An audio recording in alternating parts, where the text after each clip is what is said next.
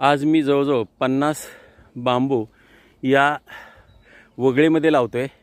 खरं त्या वगळीतून पहिल्या पावसातच अशी निसर्गबेट गच्च फुललेला आहे.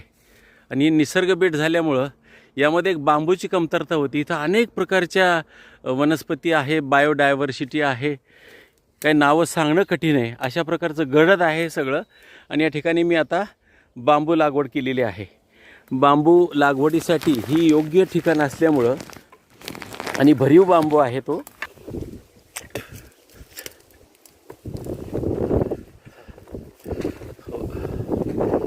अशा प्रकारचा एक भव्य निसर्गाचा प्रकार जो या ठिकाणी मला दिसतोय.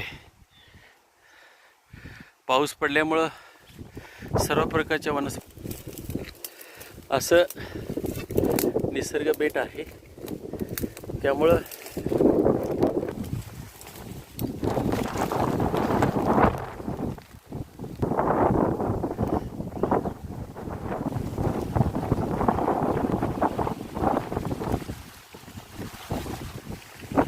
मधूनच आसफळ, नोनी अशा प्रकारचं झाड मला दिसत आहे.